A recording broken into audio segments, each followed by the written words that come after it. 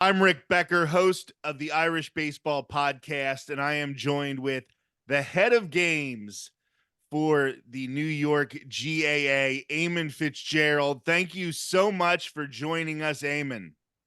Thank you. Glad to be on. So, first of all, that's a heck of a title there, the head of games. So, what is involved in that job? So I suppose just background about me. I suppose obviously I'm Irish from County Kerry. So I worked with the Gaelic Association, the GAA, for the last for 15 years back in Ireland. So I was based in a university, and I was basically organising all the Gaelic Games for the students in the university in Kerry. So the role came up, the head of games role came up here in New York then, and I thought, why not apply for it? So I moved over here in August of 2022. Started as a development officer for hurling in Camogie, and then in January did moved into that role. So basically, the role is basically, I suppose, just a little background. There's 2,500 boys and 500 girls roughly playing underage GAA here in New York.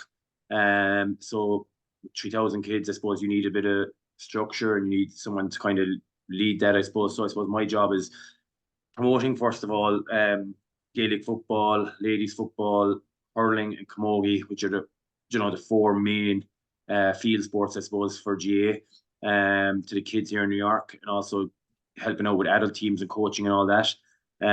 So promoting it, coaching it, organising different events for the GAA here, and basically kind of like, from just getting out, meeting the clubs, meeting the people, and I suppose seeing what sport they need as well, I suppose. So we have another full-time staff member, Keane D. He's development officer for football and Gaelic football and ladies football. So I suppose the two of us kind of work together a lot and just get to as many clubs as we can and just promote it to the kids and help coach the kids and all that. Now, I haven't been active in about the last year, but I was a member of the Tampa Bay GAA for a number of years down here in Florida. And I feel like it's such a different experience. So when you're somewhere like New York, where you have thousands of kids learning the Irish games, we would be surprised to know the amount of people who are moving back and forth on a regular basis. And down here, we were much more focused on, introducing new people to the games, teaching the games to people, and winning kind of took a back seat and competition took a back seat. But I imagine in New York, while yes, you're teaching the games to the kids, by the time they get to the adult ages, it's all about winning, right? Do you know what? I think maybe it's just New York in general is a very competitive nature here as well, I suppose. Do you know what I mean? Yes, 100% participation, it would be where we're coming from. That be like we're trying to get it out there to as many people as possible, no matter what background they have. And I suppose, get as many people playing it as possible. But then I suppose you have coaches and players and all that I suppose are by nature competitive, I suppose. So I mean, when like our spring season starts next week for underage, so like we've got games from U8 right up to U20, and then the adult season is starting as well in the next few weeks. So like all them teams, yeah, they'll play loads of games and all that, but when they get on the field, they can be pretty competitive no matter what age it is. Like in Ireland, there's a go game system. So it's basically U8, U10, and U12 is basically non-competitive. It's more about everyone getting the equal game time and everyone getting to play in different positions on the pitch and all that, which is brilliant. That probably hasn't come in here as much yet. So like this year now with U8, we're hoping that that's the format we'll take with that it's non-competitive and everyone just goes out and everyone gets game time. And the idea behind it is you want to keep kids playing the game. I mean, if you've got kids turning up every week and they're not getting much game time, sure, they're going to find another sport where they are getting game time, and they'll fall out of love with GAA, we'll say, and they'll move on to another sport. So we want to get as many kids playing it and keep them playing it up to adults, I suppose. That's the big thing in New York, I suppose, as well. I mean, there's a huge emphasis put on the underage system because I guess they want to be self-sustainable, I suppose, down the line. That it's all they're not depending on the Irish person coming over anymore to to fill their New York teams or to fill the clubs over here. Basically, that okay, they have their underage system. There's a pathway now for these kids to go on and play with their clubs first of all, from uh, juvenile into youth into adult, and then into the New York system as well, where they're moving into development squads, at U13, U14 level, going on to play with Fela teams for New York, where they go back to Ireland in the summer and compete. And then they move on to 17, 18s, play with Ireland or play with New York teams in competitions in Ireland, and then move on up to the senior ranks as well. Like this year now, we've had New York senior hurling team compete in a competition at home. We've had a New York senior football team only compete last Sunday against Mayo. We've had our colleges team. So basically, any player that's registered in New York GA that's in a university, they all come together and form a team. And they went back to Ireland in February and won the Corner McLean Cup, which is like I suppose Division 3, but like it's still a massive achievement. That was their second time in 2 years winning it, so second time in a row. So there is a pathway there for them, and so far they've been pretty successful, in what they've done back in Ireland or wherever they've competed really. So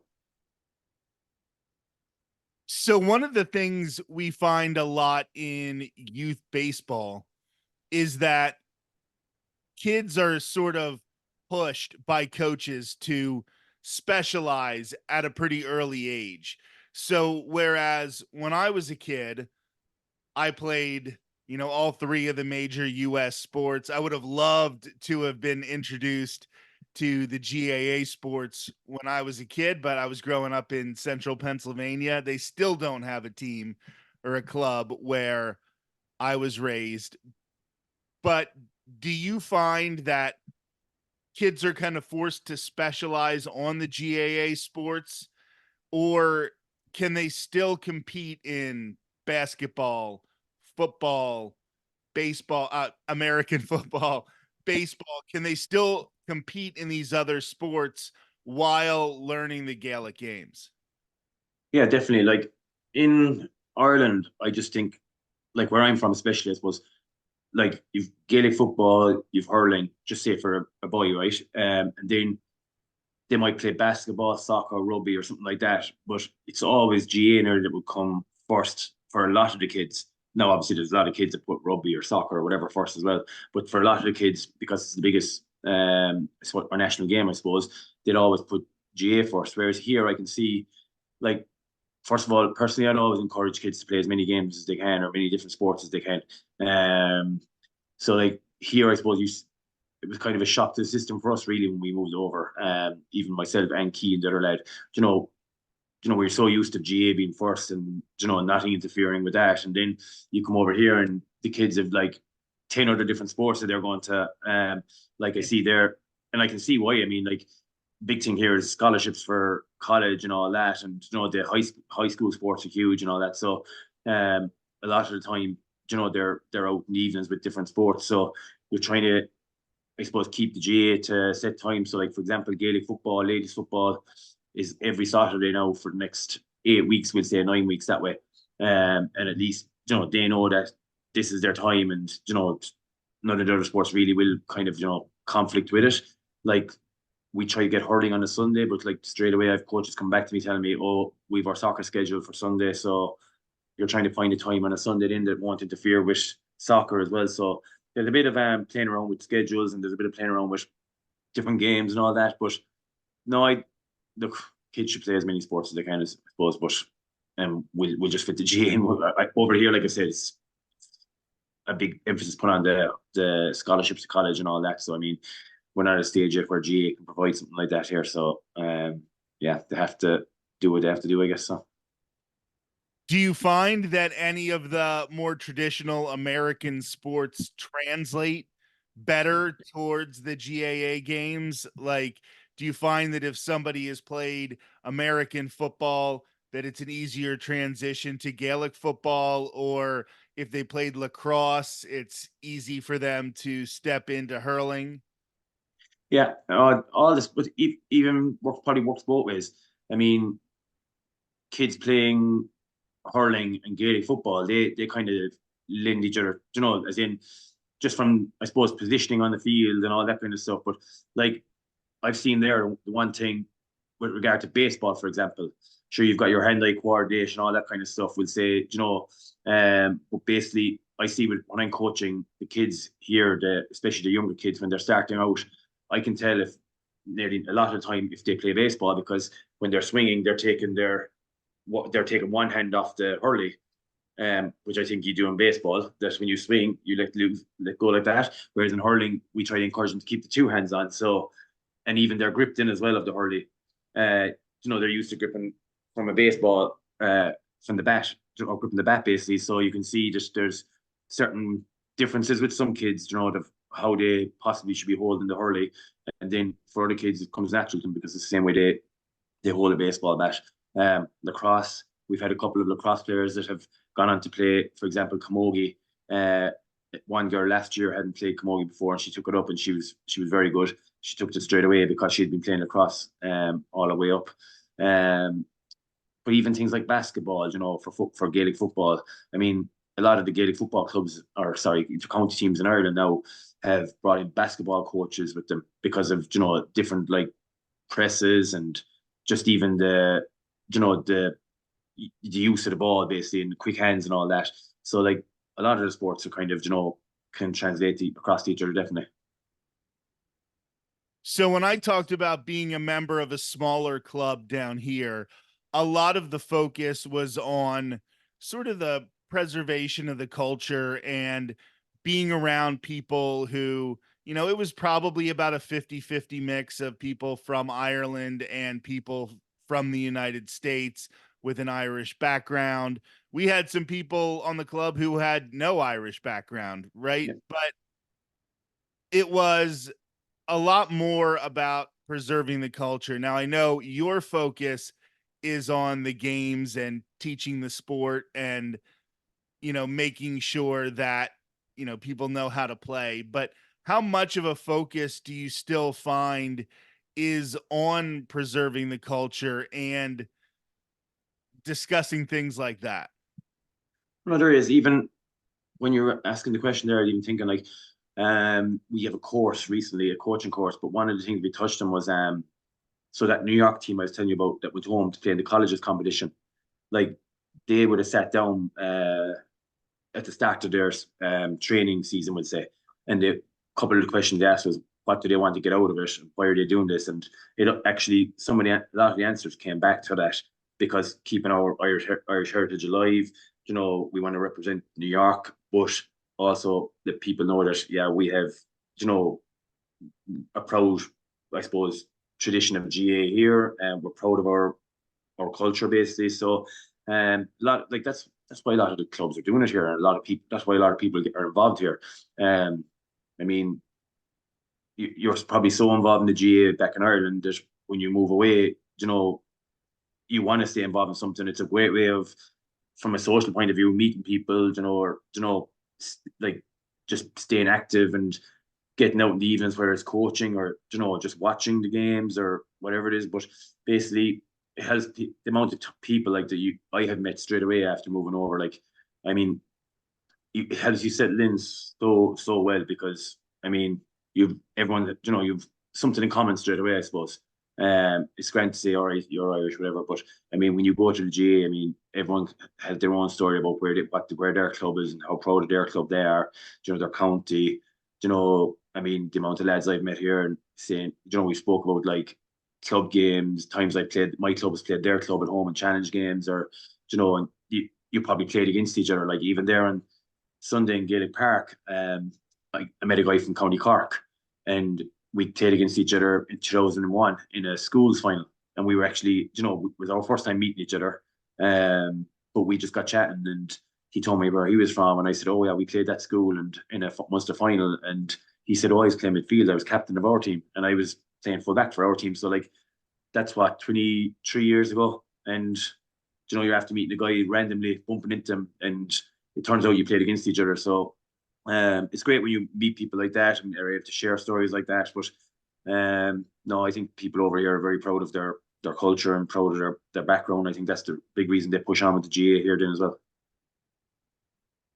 So one of the issues that I know, if we send coaches from the US over to Ireland to teach baseball, to try to coach baseball in some of the younger generations, teach gym teachers how to incorporate the game into gym classes and things like that. One of the things that coaches who come from the US have a hard time doing over there is understanding that the kids just don't grow up with the game like we grow up with the game here in the US. Yeah, Like, yeah, just simple terms like have entered the zeitgeist, like home run or second base or whatever. Like, it's ingrained into the culture. Do you find coming over from Ireland to the US that that's kind of part of your problem, or maybe your biggest obstacle is not the athleticism of the kids, because you're going to have athletic kids everywhere you go, but yeah.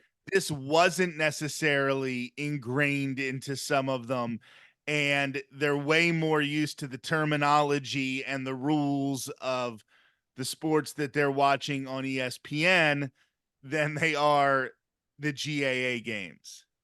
Yeah, even I think the first thing that they found hard was understanding my accent. You know, I'd explain something and they're, what? And then I realized, okay, hold on now. I talk a lot differently probably to what they're used to. So trying to slow myself down then and, I suppose be clearer in my explanation. But even then, for me, even simple things like we call bibs at home and they're just used to the term pennies here. Like it's a simple one, but like it's something you use in training all the time. And like I remember saying, okay, get the bibs on, and they're there looking at me. Some people understood it all right, but there's you knew that like what's he on about? Get what on? So it's kind of took me a bit of time then to pick up, like football boots at home, cleats here, that scrimmage here. We call it like a play a game or a practice game, whatever, and it's a scrimmage here. I'm trying to get used to the terms they use and trying to start using them terms. But to be fair, I think majority of the kids, they understand, they have a good understanding of the games because look, 90% of them probably have that Irish background anyway, if you know what I mean. So they've probably grown up watching it or been around it a lot.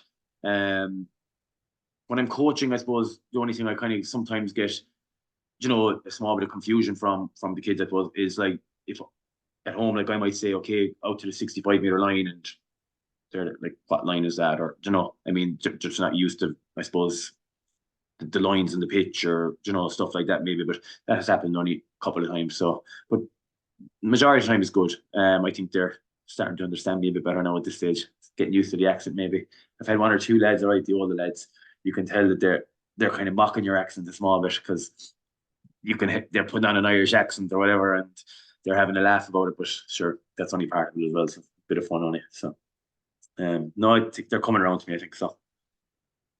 And I think you mentioned it a little earlier, and we probably didn't put enough focus on it, because I think for a lot of parents, especially even more than the kids, the focus on youth sports has turned to college scholarships. Yeah. And that has been just such a focus.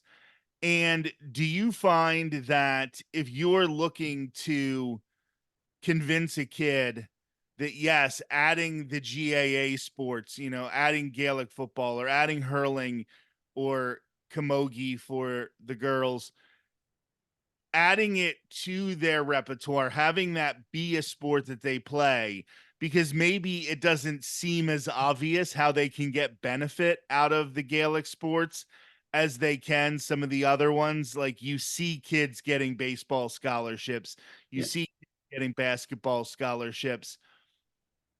How would you almost convince somebody that this is important, that this is a sport that they should try, even if that pathway to a college scholarship isn't as obvious as some of the other sports? think a lot of time it's the parents you're nearly trying to convince. I think if you put the kids in a car and bring them to a training session, they'll fall into a game, 90% of the time anyway, and they'll fall into the session or whatever.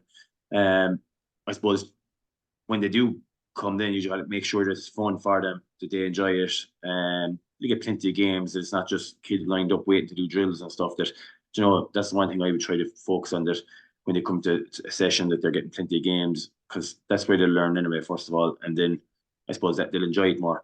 So I suppose it's the parents really you're trying to convince, and I suppose tell them the benefits basically of playing or like become a more well-rounded athlete. I would say, as in getting a taste of GA, getting a taste of baseball, getting a taste of basketball. Try everything. I mean, that's the one thing I'd always say: kids should try every sport because you don't know what they're going to be good at, you don't know what they're not going to be good at. But if you try everything, I do think they become more well-rounded athletes. Overall, I mean, like, look, obviously the college thing is important and all that, but they're going to, I suppose, like you mentioned earlier on, they're going to come to a stage then where they're going to have to choose one, right? We'll say, and that happens, yeah, at home. It happens everywhere, where yeah, you focus on one over another maybe, and that'll happen with them as well. I mean, we've had girls here that we would have loved to have on our like this our first year having a camogie squad going home for the Fela, the Gael competition in Ireland. Um, so basically, um, we have girls there that basically are playing a lot of lacrosse, and their parents said, "Look, we're hoping that they're going to get scholarships and all that. So look, we're just going to focus on this." And yeah, it's disappointing, that they do play camogie with the clubs and all that, but it would be great if we could have got the girls out playing with us. But you can see the level of importance they put on it as well. They're at the age now where I suppose they want to push on with that, and they're at the age where okay, they have a chance of getting the scholarship. So I suppose the biggest thing would be try to get them in, from the younger age when they're starting off and keep them basically. And like I said, that having fun basically with them is basically the way to keep them really, I suppose, make sure they're enjoying it. The kids will want to come back then. And how important is it, like you mentioned, having a lot of games? I think that has to be important at that age because when you do teach the skills and you have the practices, it's important to actually show why you do that drill Yeah, because the drill might be boring in practice or the drill might feel repetitive. But when you see the results yeah, of that repetitive work in a game setting, then that can sort of, you see that light bulb go off for a lot of kids. So, what is it like balancing the practice because you have to teach them the fundamentals, but making sure that they are entertained because there's nothing as entertaining as playing games, but yeah. also using those games as a way to enforce and reinforce what you're doing in practices. Yeah, so I mean, we've had a lot of coaching courses lately, actually. So upskilling coaches here in New York, or in, like coaches would have taken, we'll say, the old foundation course, which is now introduction to Gaelic Games. So we've had about 100 coaches go through that in New York, and we've had, I think it was about 50 go through their award one in the last couple of months. And I suppose the biggest thing that we're putting out there is that no matter what age they are, they have to enjoy it. And I mean, games is, yeah, 100% how they're going to enjoy it. But yeah, there are times where you have to do, specific drills and all that. But I suppose the biggest thing we try to avoid is, long cues to wait to do something, that it's short and snappy, quick explanation, quick demonstration, get them into the drill, all right? And then maybe create a game from that. So like, there's some kids that, yeah, you're going to need to, like, for example, if it's like just two kids facing two kids and they're just doing a picking drill or something like that. Like it's something that might be something that you need to progress for some kids because they'll obviously learn and develop quicker, or you might have to regress it for other kids. So the sooner you need to be able to, I suppose, the biggest thing we say you have to challenge and assist. Okay, so you have to challenge the stronger kids, and then you have to assist the weaker kids. And in order to do that, you need to, like I said, be progressing and regressing. So to progress something, you might have your drill, yeah, but then you might say okay, we're going to put into a game situation now straight away, and then like you might get so many points for every time. For example, if it's the pick and drill, every time someone gets a pick, that's a score for your team as well. So little games like that. So like I always try to do like, yeah, you have your drill, then maybe put into a game situation. You might go back and work on something else in a drill setting, and then into games again. And also the games then try to keep them as small sided as possible. So like it might be 3v3, 4v4, 5v5, just because they get way more touches of the ball. I mean, I remember going back years ago when I was growing up, we could have, you know, 27 or 8 lads at training, we'll say, and you could be playing 14v14 or, 13v13 or whatever. And, you might only get a certain number of touches of the ball. Whereas if you're in a 4v4 situation, you will be on the ball, an awful lot. So that's how they learn. That's how they develop into better players. Yeah, you work on your drills and you go through your explanations and demonstrations and all that. Keep it short and snappy. And then, like I said, challenge and assist basically just to see, make sure that you're helping all levels of players. Because there's going to be different levels of abilities and all that. So, so far so good here. Fairness that, you know, like the kids seem to enjoy the sessions and all that. So like I said, we do our drills, then get into the games, and like I said earlier on, the competitive nature of the kids as well. I mean, putting them into the games is, you see a massive, step up straight away, and they want to try to learn. They want to try to become better players as well. So I mean, it's all very positive, really. So I know a problem a lot of coaches in youth sports in the US have is that they tend to focus on the good players. They tend to focus on the ones who show that early potential. But you mentioned a little bit in your last answer to make sure that you are addressing the kid who's struggling to make sure that you're not just giving those early standouts all of the reps, all of the attention. Is that an important thing that you have to almost tell yourself? Like everybody here deserves the same level of instruction? 100%. You want to, I suppose, as a coach, your job should be there to get, like, if you start off at U8 with 20 players, if you can get all them kids to be still playing, by the time they're adult level, you know, that's a good coach. Okay, because obviously they're enjoying it, they're having fun, and they've stayed in the sport. All right, but like players develop at different levels or at different ages and all that.